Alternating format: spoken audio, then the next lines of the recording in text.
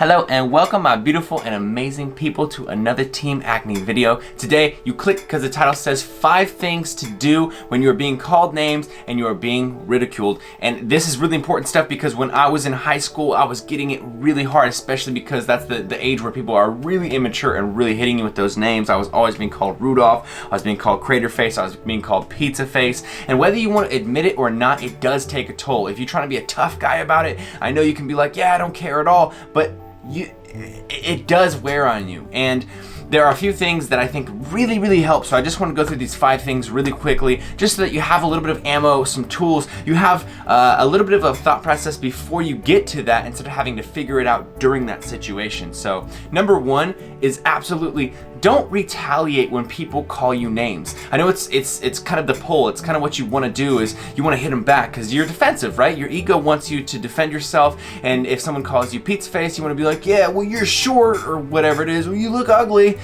That never gets you anywhere. Calling people names not only doesn't get you anywhere because it's not like they're gonna be like, oh, well, you win, and then they're gonna stop calling you names. No, they're gonna call you names more, but also it stoops you to their level.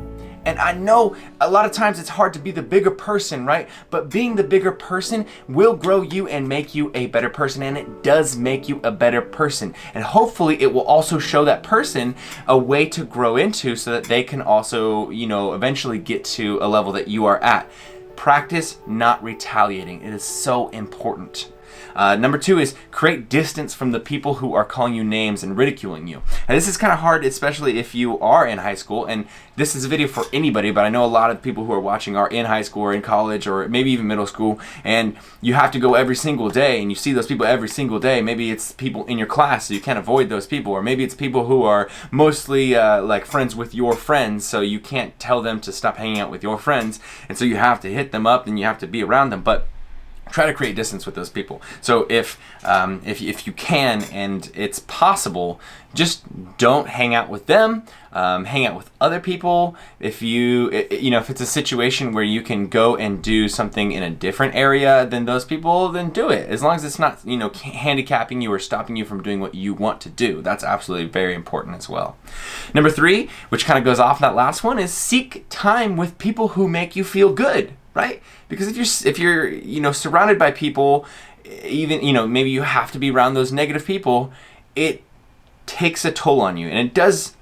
And you can be strong and stuff, and maybe you are at a point where you don't even let them devalue you or make you feel the way that they're ridiculing you or giving you names or whatever.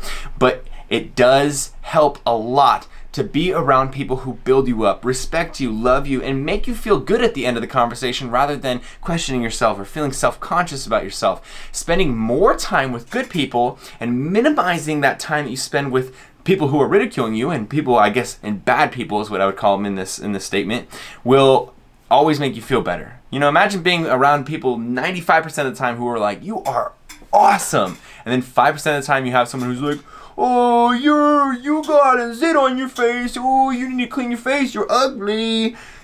You're gonna be like, cool. So you're 5 years old, even though you're 15. But all these other people love me. So I don't know what's wrong with you, but you gotta stick up your ass, and there's obviously something wrong with you, not with me. So spend time with people who validate you and make you feel good. Absolutely. Number 4 is vent out your emotions, and this kind of goes with what I said earlier. Is even if you feel like you're the strongest person ever and it doesn't affect you, there's a little bit of wear and tear that comes from being ridiculed day in, day out, having people call you names, having people focus on something like acne. And by venting your emotions, you'll make sure that you don't bottle them up. And sometimes you think there's nothing going on. I'm not sad. None of that's affecting me. But after months and months, maybe years and years, it starts to wear on you. And luckily I was in a position when I was really getting called names and really being ridiculed where I had a thing to vent into. So I was always at the gym, and I've been lifting for 10 years, and I had just started as my first, second, and third year when my acne was really getting to its worstest, and people were being very mean to me. So I was able to be like, man, this sucks. Like, today was the worst. Like, people were mean to me. I remember one day I had a really big cyst on my nose. My friend came up and flicked it. I had a speech. People were whispering about me while I was there. So I had mixed emotions of anger. I had sadness. I cried in my car. But I was able to go to the gym that night and take that and fuel that workout with that feeling and get that emotion out. And I can't imagine, so I don't even really have that much experience. I have no idea really what would have happened if I had nothing to get it out with. If I just kept going home feeling like, oh, I'm angry, I'm sad, etc., and then I just go to bed and then I just go to the next day. If I didn't deal with it, it would have been very bad. And you don't have to vent your emotions out like me with lifting. You can do it through anything. If it's painting for you, if it's running, it doesn't even have to be exercise. If it's going to see a therapist, if it's just talking with your best friends, if it's talking to your mom and dad, whatever it is, but make sure you are addressing those emotions and not bottling them up. And number 5, the last one here, is try to spend more time on your passions. And you probably heard me say this before, but I think it's so important to find what makes you truly happy. It's not even, I wouldn't even say passion is just happiness. It's something beyond happiness. It's fulfillment. It's doing what makes you feel the best, euphoric, blissful, feel useful in this world, feel like you're doing what you were made to do, because it just feels like it's in your genetic coding. So I know it's hard to know what your passion is, but try to find your passion. If you have something that makes you feel really, really good, spend more time doing that thing. And it kind of goes along with what I said earlier. If you're spending 90% of the time with good people and then that 10%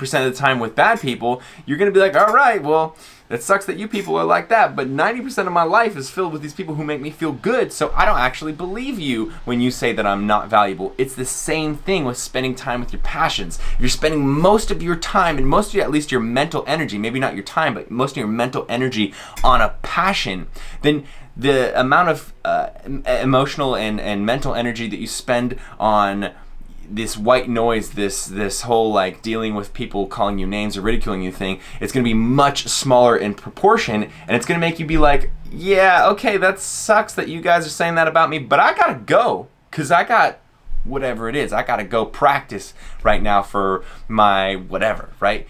I've got way more important things to do, and I've been working on it for years, and I'm gonna keep working on it for years. I'm gonna build something. It feels good to build something, and when you're building and building and building something that you're proud of and you're passionate about, these little pebbles that people are throwing at your structure, at your building that you keep making better and better, they just reflect off. And it takes time and it takes practice to make that happen, but it does happen. And that is exactly what I did with my acne. Having something to vent it out of and have something to spend my time on and have my focus all on made it so that I was like, whatever, man. If that's the way you have to treat me while I'm at school, then that's the way you got to treat me. It looks like you got some growing to do, but I already know exactly where I'm growing. I already know exactly what I'm doing, and I'm not confused like you are. I know exactly what I want in this life.